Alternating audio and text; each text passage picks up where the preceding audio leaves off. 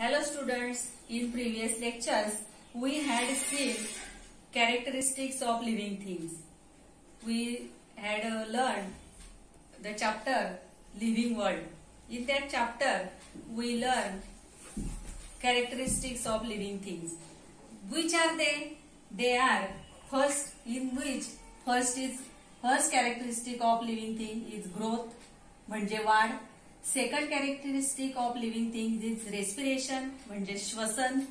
Third characteristic of living things is responsiveness to stimuli and movement म्हणजे चेतना, क्षमता आणि हालचाल.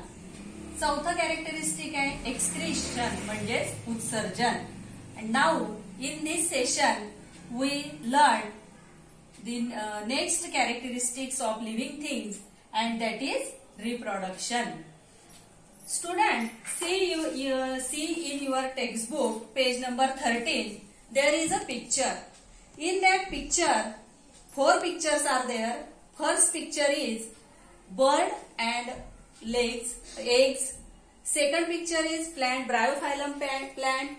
In third picture there is a mare and her foal, and in fourth picture there is a rose cutting.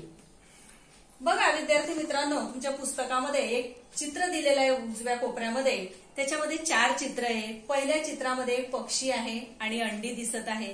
दुसऱ्या चित्रामध्ये एक plant आहे, bryophyllum plant म्हणजे पानफुटी. तिसऱ्या चित्रामध्ये एक घोडी आहे आणि तिचं पिल्लू आहे. आणि चौथ्या चित्रामध्ये गुलाबाचं कलम आहे. आता बघा या चित्रांवरून काय लक्षात येतं आपल्या? What do we learn from this pictures? या चित्रांमधून काय लक्षात येतं? तर बघा आपल्या असं लक्षात येतं की हा जो पक्षी आहे, पक्ष्याने दिलेली जी अंडी आहे, या अंड्यामधून त्या पक्षासारखीच दिसणारी पिलं बाहेर पडतील. दुसरं जे चित्र आहे ब्रायोफायलम प्लांटचं, त्या ब्रायोफायलम प्लांट म्हणजे पानफुटी, तिच्या नावातच अर्थ आहे. पानफुटी म्हणजे त्या प्लांटचं एक पान किंवा एक लीफ तोडल्यानंतर ते जर आपण दुसरीकडे लावलं तर या ब्रायोफायलम प्लांट सारखीच नवीन प्लांट तयार होते. तिसऱ्या चित्रामध्ये बघा घोडी आणि तिचं पिल्लू, तिच्यासारखंच तिचं पिल्लू दिसत आहे. आणि चौथ्या चित्रामध्ये आहे गुलाबाचं कलम म्हणजे त्या गुलाबाच्या झाडाची एखादी फांदी तोडून जर आपण दुसरीकडे लावली तर त्याच्यापासून गुलाबाचंच नवीन रोप तयार होते. म्हणजेच याच्यावरून आपल्या असं लक्षात येतं की living things produce other living things like themselves म्हणजे सजीव त्यांच्यासारखाच दुसरा जीव निर्माण करतात. Living things, the process by which a living thing generates a new living thing like itself is called reproduction or procreation. म्हणजेच सजीव त्यांच्यासारखाच स्वतःसारखाच दुसरा जीव निर्माण करतात आणि या क्रियेलाच प्रजनन किंवा पुनरुत्पादन असं म्हणतात. आता लिव्हिंग थिंग्स याच्यामध्ये प्लांट्स आणि अॅनिमल्स दोघे आले बघा. आता अॅनिमलच्या बाबतीत आपण पाहिलं की पक्षी अंडी देतात, बर्ड्स लेज अँड एग्ज. म्हणजे प्राण्यांमध्ये काही प्राणी अंडी देतात आणि त्या अंड्यातून पिलांना जन्म देतात, तर काही प्राणी डायरेक्टली पिलांना जन्म देतात. बघा some animals give birth to their young ones म्हणजे काही प्राणी पिलांना जन्म देतात, तर सम ले एग्स तर काही प्राणी म्हणजे once hatch cut off the eggs.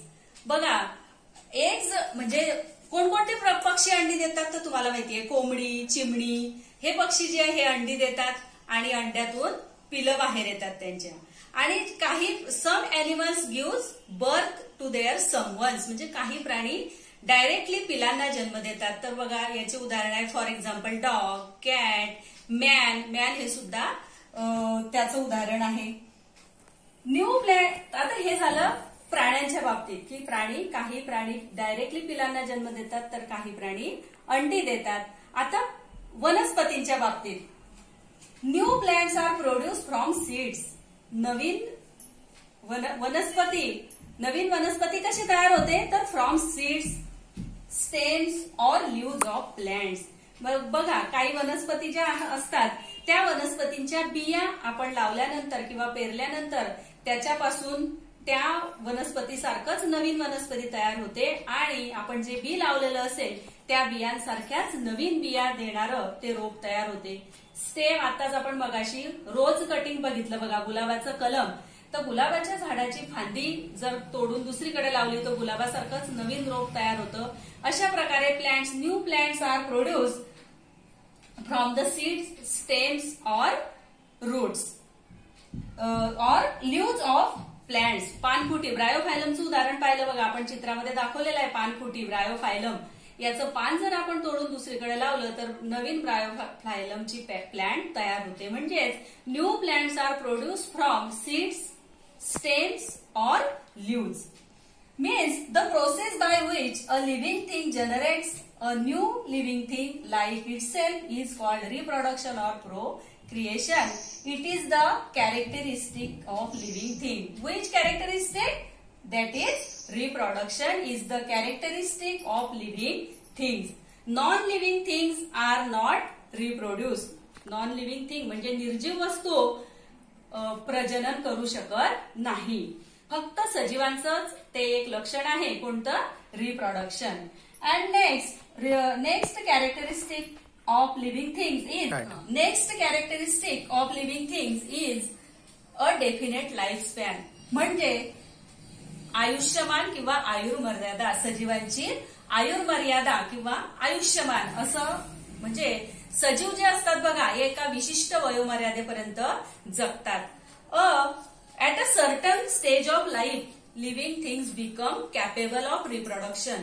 At a certain stage of life म्हणजे वयाच्या एका विशिष्ट मर्यादेपर्यंत मर्यादेला सजीव प्रजननक्षम बनतात.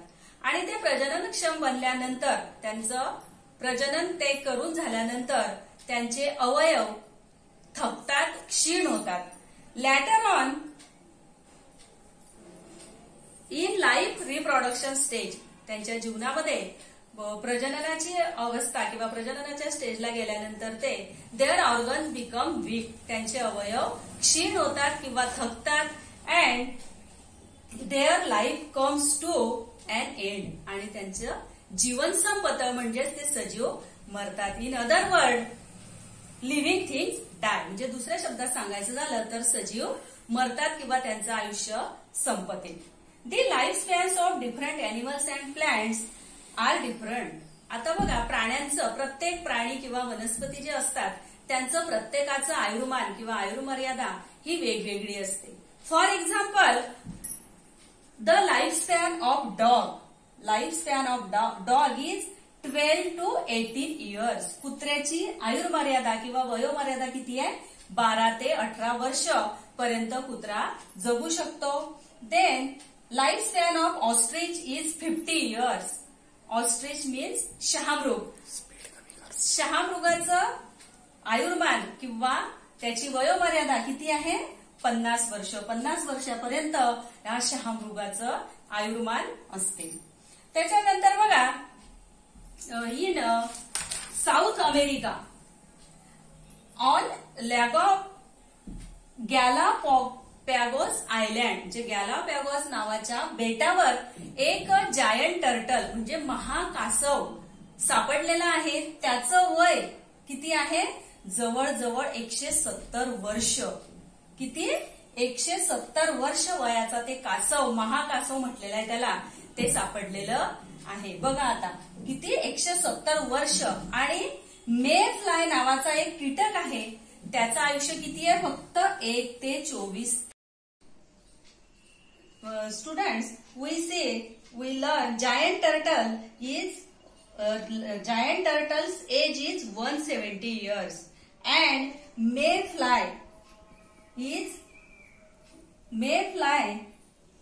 lifespan of the mayfly is 1 to 24 hours. म्हणजे बघा एक कासव आहे की त्याचं तो 170 वर्षाचा आहे आणि मे फ्लाय नावाचा एक कीटक आहे, त्याचा आयुष्यमान किंवा त्याचा लाईफ स्पॅन किती आहे? फक्त 1 ते 24 तास. म्हणजे तो जन्माला आल्यानंतर 1 ते 24 तासामध्ये तो मरण पावतो. 1 तास ते 24 तासामध्ये तो मरण पावतो. म्हणजे त्याचा लाईफ स्पॅन म्हणजे त्याची आयुर्मर्यादा फक्त किती आहे? 1 ते 24 तास. बघा आता तुमच्या पाठ्यपुस्तकामध्ये पेज नंबर 14 वर बघा कॅन यू टेल म्हणून एक वॉलचं पिक्चर आहे बघा आणि हनीकोमचं पिक्चर आहे. तर याच्यामध्ये तुम्ही observe a हनीकोम and wall, what are they made of. काय निरीक्षण करायचंय तुम्ही? त्या हनीकोमचं आणि वॉलचं निरीक्षण करायचं आहे आणि ते कसे तयार झाले हे याच्याबद्दल विचार करायचा आहे. बघा, you may have seen the small compartments of a हनीकोम. त्या हनीकोम मध्ये म्हणजेच मधमाशांचं पोळं. हनीकोम याचा अर्थ काय? मधमाशांचं पोळं. त्या पोळामध्ये, मधमाशांच्या पोळामध्ये तुम्हाला छोटे छोटे कंपार्टमेंट्स म्हणजे खाते दिसत आहे बघा, षटकोनी आकाराचे, हेक्झॅगोनल शेप. हेक्झॅगोनल शेप मध्ये तुम्हाला छोटे छोटे कंपार्टमेंट दिसत आहेत आणि ते कंपार्टमेंट जॉईन टुगेदर, एकत्र जोडलेले आहेत आणि ते एकत्र जोडल्यानंतर त्याच्यामध्ये मधमाशा मध तयार करतात. These compartments are joined together to form honeycomb. And look at the wall. The wall is made up of bricks. कशामुळे बनते भिंत? विटांमुळे बनते. A wall has bricks. भिंत ही विटांनी बनलेली असते. In construction a wall, we firmly join the bricks together. In construction the wall म्हणजे भिंत बांधत असताना we firmly join the bricks together. त्या विटा ज्या असतात त्या एकमेकांना व्यवस्थित पद्धतीने जुळवलेल्या असतात किंवा जोडल्या जातात. बघा, तुमच्या शेजारी पाजारी आजूबाजूला किंवा आपण रस्त्याने येताना जाताना कुठे बांधकाम चालू असेल तर बघतो बघा आपण तिथे त्या विटा, मिस्त्री लोक बांधकाम करत असताना त्या विटा एकावर एक ठेवता आणि एकावर एक ठेवल्या नुसत्याच ठेवत नाही तर त्याच्यामध्ये सिमेंटने वगैरे त्या पॅक केल्या जातात आणि अशा प्रकारे भिंत तयार होते. तर आज आपण सजीवांच्या कोणकोणत्या लक्षणांचा अभ्यास केला तर reproduction is a characteristic of living things and a definite life span is also a characteristic of living things. In our next lecture, we see the next characteristics of living things. Thank you.